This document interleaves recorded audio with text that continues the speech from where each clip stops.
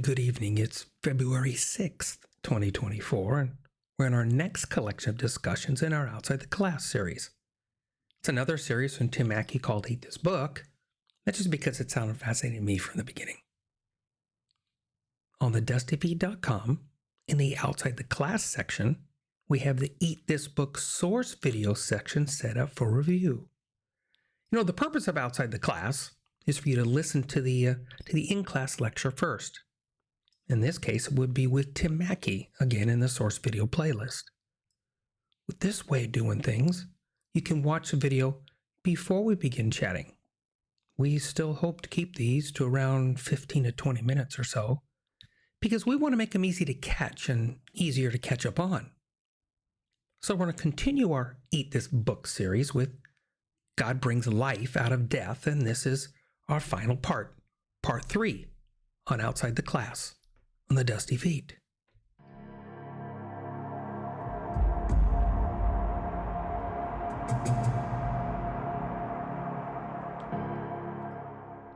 And of course, before we forget, if you find these kinds of podcasts useful, you can click the subscribe button. The reminders, they just help you. But also, if you think these might be useful to others, that's when you click that like button, because that is the way that YouTube chooses to share these to more people if they wish. So eat this book. God Brings Life Out of Death. This is our final part of this section, part 3.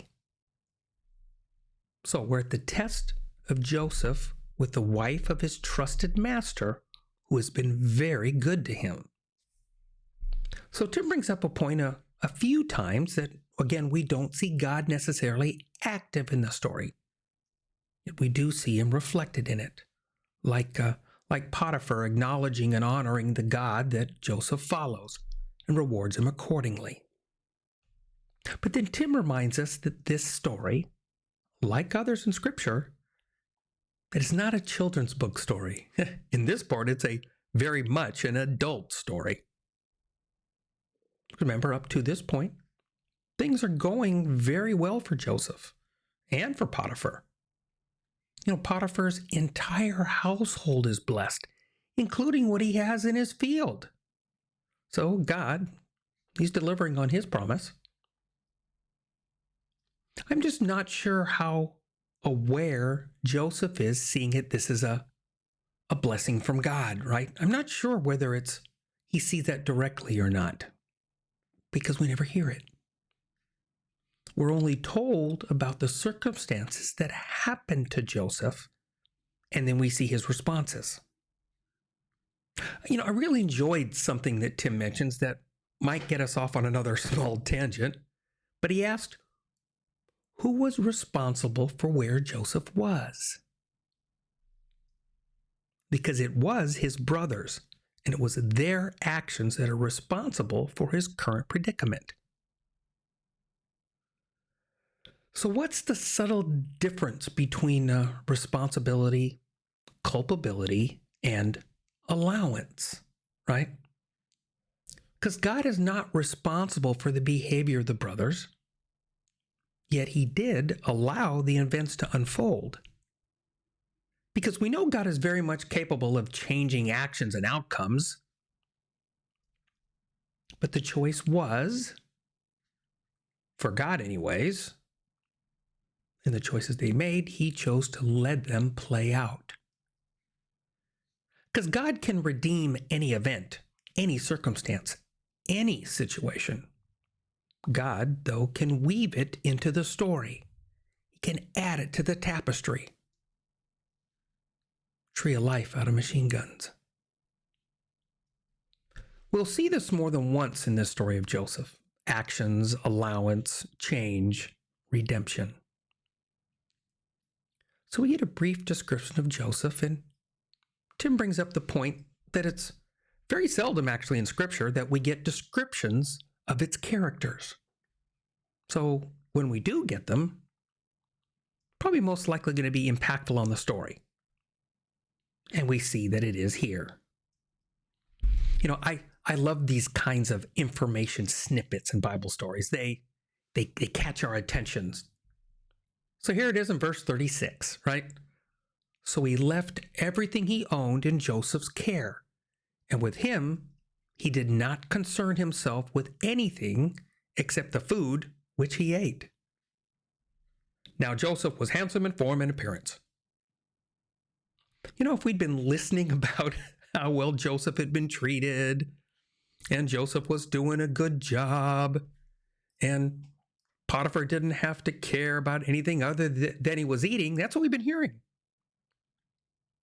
But I've used this analogy before, the scratching of a needle across a record, that scratch. I know it dates me, but it's what comes to mind when we see these moments in Scripture. What? Joseph was handsome in form and appearance? We didn't really expect that in the role of the story. But then the very next verse, it drags us deeper into this shift, this context. And it came about after these events that his master's wife looked with desire at Joseph, and she said, "Lie with me."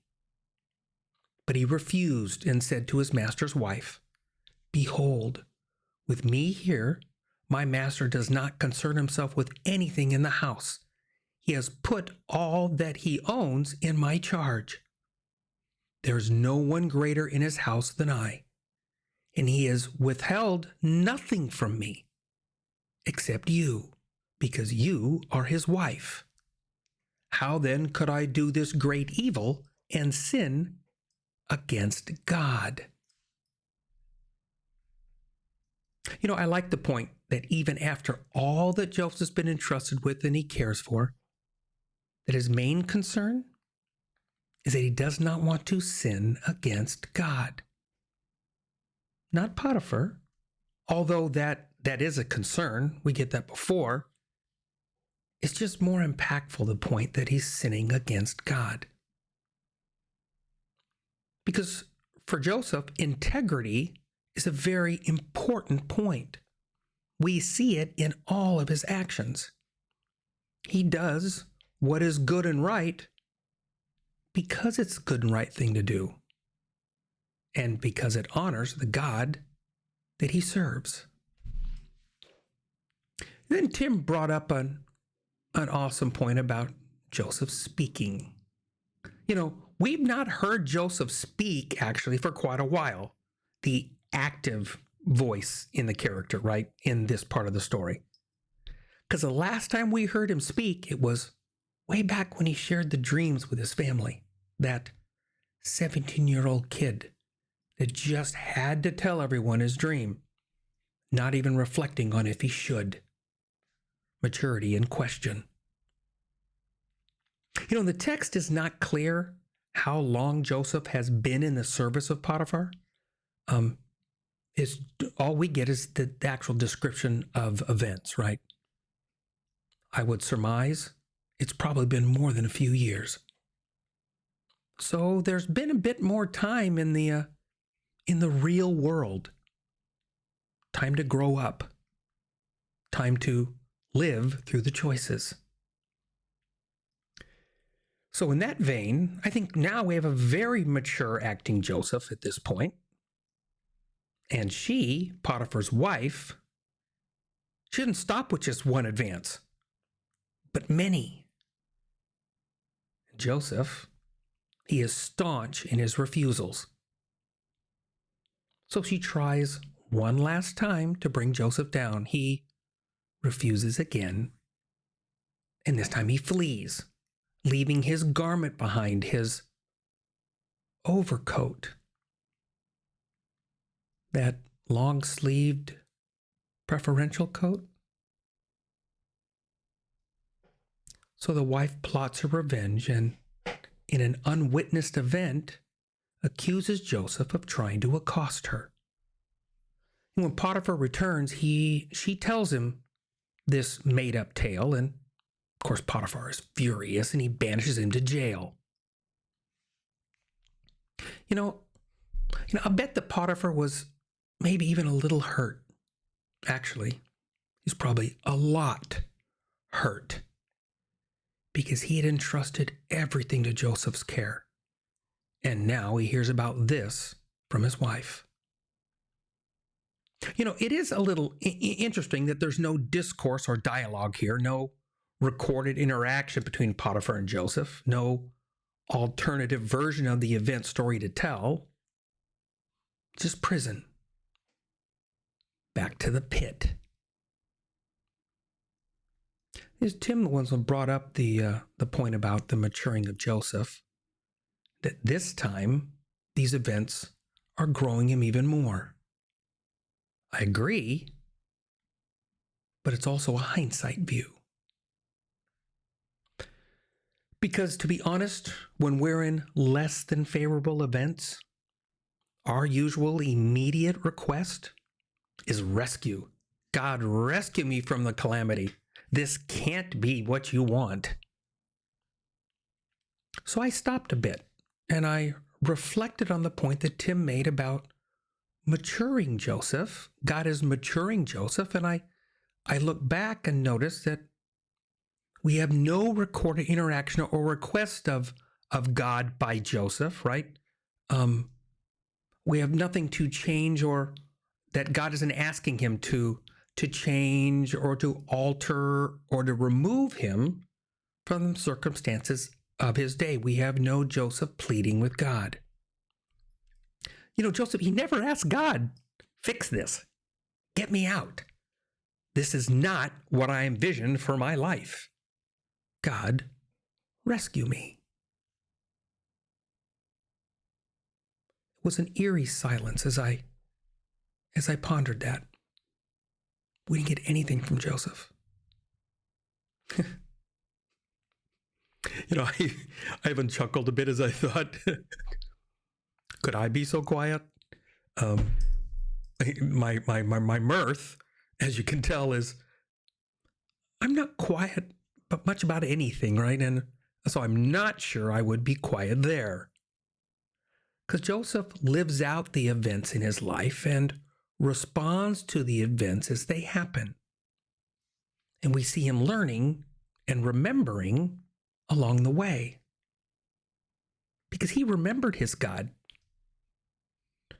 It would have been pretty convenient and probably not surprising to have a slave change from the God that he had served in the land, at least from the land and where they were from, and then that God or gods might have seemed to let them down.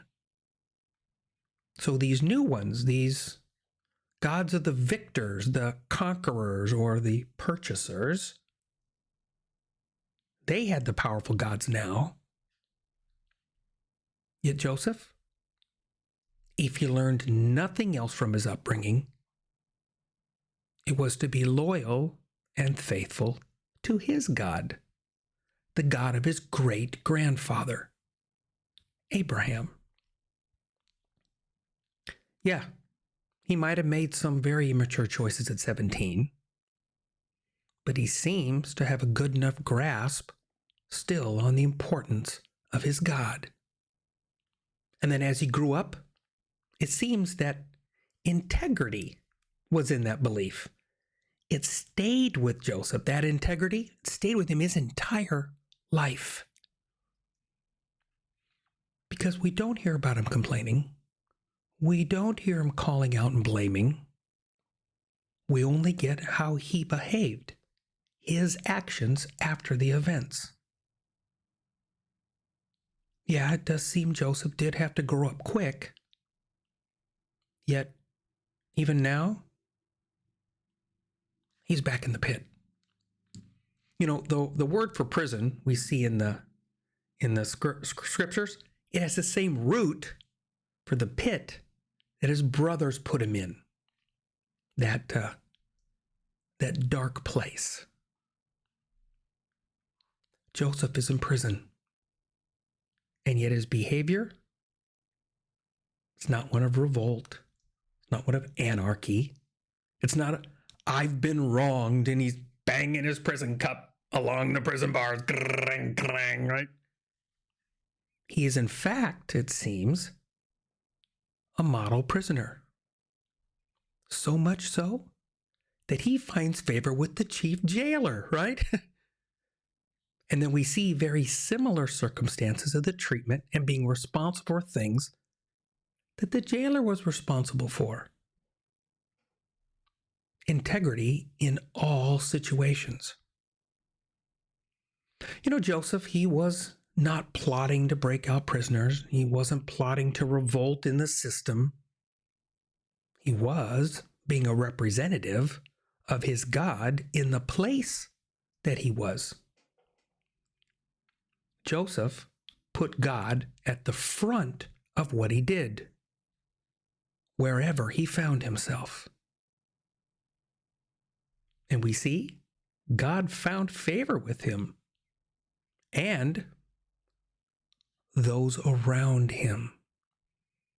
It is interesting because they are beneficiaries too. Life is messy, as Tim points out, and sometimes our circumstances, although we are very culpable for our choices, our hole that we put ourselves in, sometimes others were a part of it, and then sometimes still others, they are out of our control. We often question where God is in this, because in that moment you're thinking he's certainly not with me. Yet we seem to lose grasp of God not only being there, but able also to redeem any moment.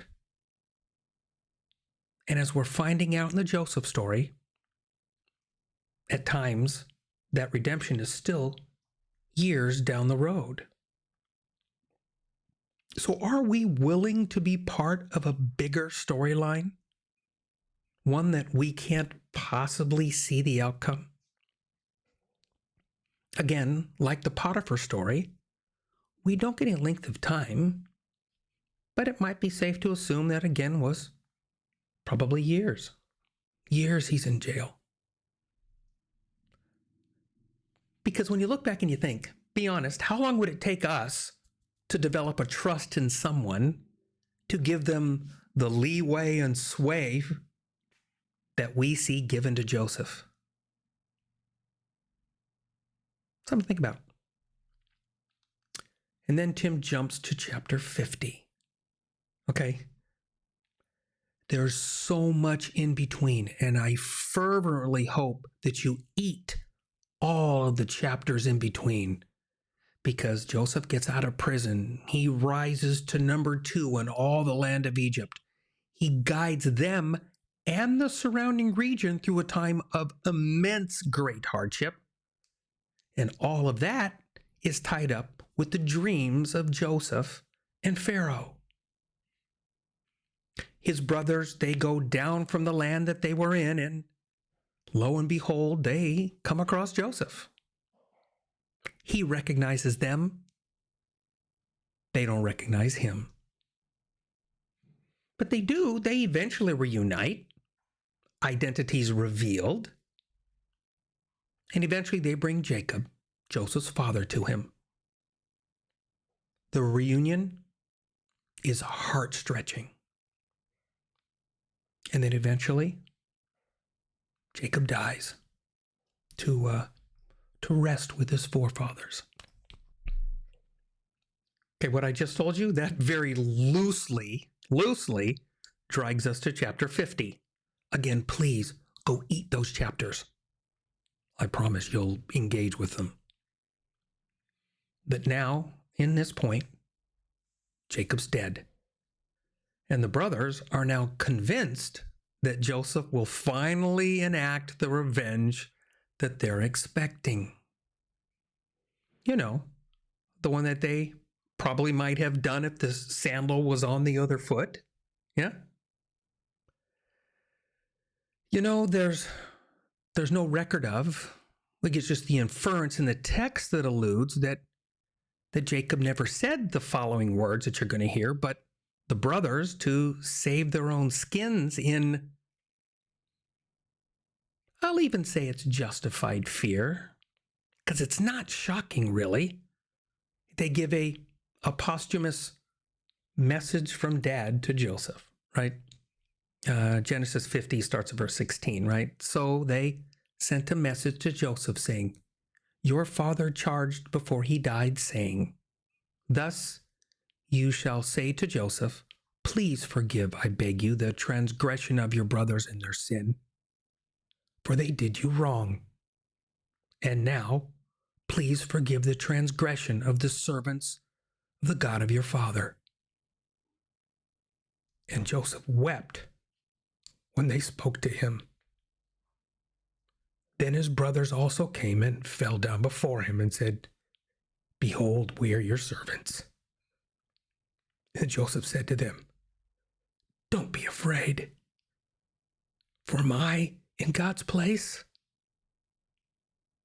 As for you, you meant evil against me, but God meant it for good in order to bring about this present result, to preserve many people alive. So therefore, don't be afraid. I will provide for you and your little ones." So he comforted them and spoke kindly to them. This right there, that is the ultimate envisionment of the dreams that were a catalyst to all the events that followed. This is the final unfolding. As Tim put it, this is the great part of the biblical story. Is God responsible for the behavior and actions of those around Joseph? His father, his brother, Potiphar's wife? They are the owners of their own behaviors. And them, like us, will eventually be accountable for them. Our just and merciful God who chooses to bring favor to whom he will. Yet, with this story, we see the impact of God on Joseph's life. One who had multiple opportunities to return the wrongs done to him. Yet he doesn't. So much so that it breaks his heart that they were even worried about it. This is probably 30 years later. It's amazing what unresolved wrong will wear on the hearts of those who did the wrong and were wronged. Joseph chooses forgiveness. Am I in God's place? He not only forgave, but he promised to provide for them and those after.